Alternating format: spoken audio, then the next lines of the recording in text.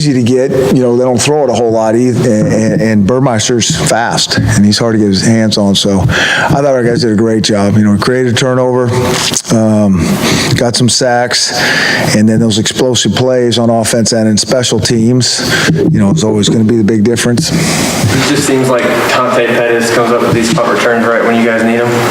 Yeah, he's an opportunistic player for sure, and I think he made about 3 guys miss, and we kind of always talk about that in the return game. I mean, to make something good happen, you're going to have to make 1 guy miss. You're going to break a tackle, and to get a really good return, you're going to have to probably break 2, and to be special, you're going to have to break 3. And I think I saw three guys, him kind of making miss, and so he did his job. Do you think you're the best punt return coach in NCAA history? I don't want to bring it up, but since you did, yeah. I mean, what I am is I'm smart in getting good players, in those positions. And, yeah, he just got a knack. Dante's a really deceptive guy. Even as a receiver, because he's a long strider that has tremendous suddenness to him. I mean, he can still stop and start. We don't run, that's not our style, but he can do that. And when you see how much ground he covers, with those long strides, you think he's not going to be a guy that can change direction, stop and start. But he can, and he's really deceiving. He's just got a feel for space as well. Keyshawn was saying that when those punt returns, yes, there's Dante, but there's also the guys in front of him like Ben Burke-Hervin and what they do. I mean, do you think people kind of, underestimate the insulation around a guy like Dante to help make that happen?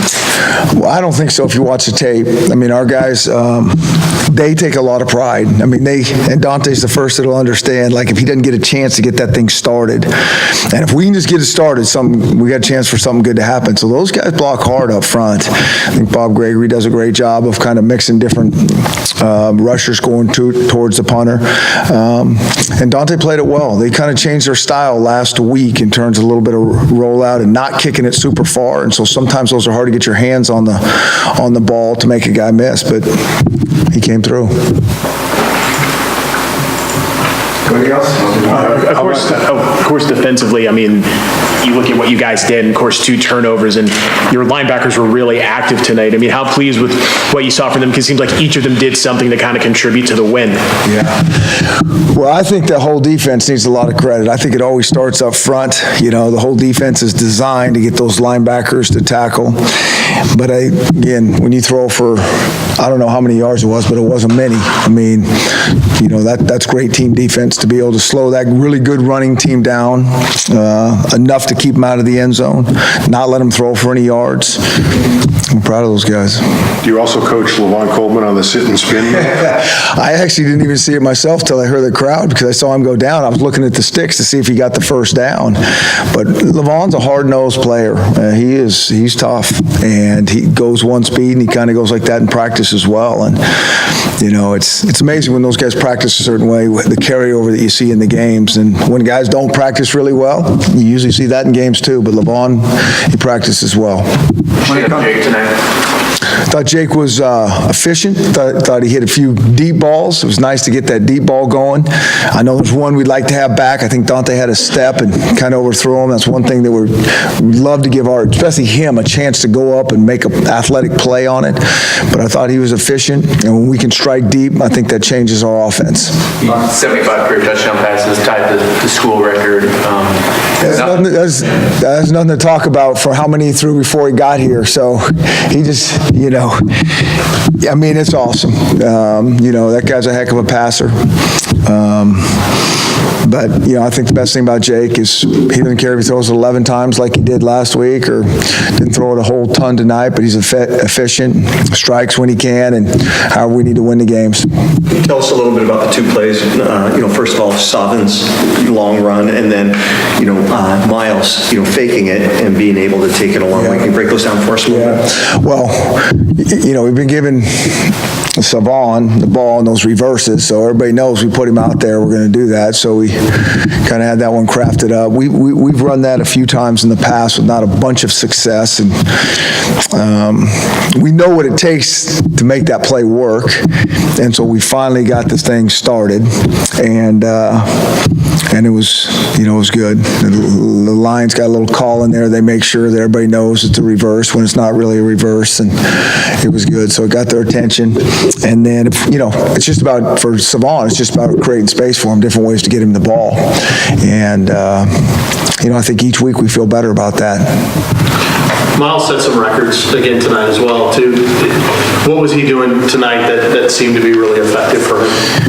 Yeah, being Miles, I don't think there's anything special. He just kind of always looks the same to me, and I know if our O-line will keep guys covered up and not give him a chance to not be hitting the backfield, and then give him a little crease, his patience, he's going to find it and just keep things alive until away he goes. But I think it's just how he plays, and he's a really good runner.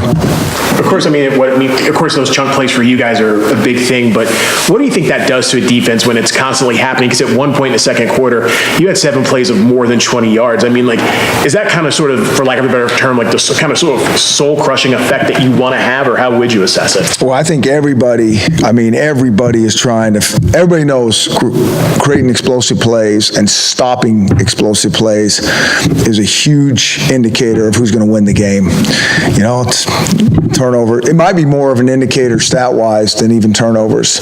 So everybody's trying to create those. It's just how you get that done, and it comes down to execution, really. Precise execution. It's not like, we don't have things dialed up, each game, but it just comes down to really good throws or really good blocking or somebody making a guy miss. But when you can get the explosive plays, it changes the game for you. Talk about Aaron Fuller's game. Aaron Fuller, yeah, it's really nice to see him. I've been waiting for this, and maybe it's just because we threw him the ball just a little bit more. I'm not sure why, but the guy, he's a good player, and I actually think he can be a good punt returner too. We just have a really good one in front of him, and so, but it was nice to kind of see some productivity, and I really felt like all week watching him that another guy that practiced well. I felt like, he just looked like he was going fast. He was precise in what he was doing, and you get into November, it's different football now. There's just a lot of guys that are hurt and out, and a lot of guys that are beat up, and it's hard to really practice at a high level. And those guys that can do it and those teams that can do it are going to keep winning. And I think Ben McCurvin may have had 10 tackles at half, maybe. Was there something about Oregon's specific scheme that really allowed him to just find the ball? Well, what I think it is Oregon's a lot of side-to-side stuff, and Ben's got great speed, and he's got really good instincts, and his job is to make sure he stays in the box, that nothing's going on there. But he's one of those guys with his instincts that he can sniff things out quickly, but then he's got the speed to go chase guys down side to side, and he just gets better every game. We're really proud of that guy. Luke Wattenberg with his first start today. What'd you see? I put the tape on there. I saw a few things that I liked that were good. I think it was good for him to go play a whole game. Moved Andrew inside, which was a little bit different. We're just trying some different combinations. Trey's a hard guy to lose. Those are big shoes to fill, and so we just want to try different combinations to see what gives us the best chance to win and protect the passer and run the ball. And we really need to watch the tape to make a strong opinion on that. Sounds like Quentin Pounds might be out for a bit.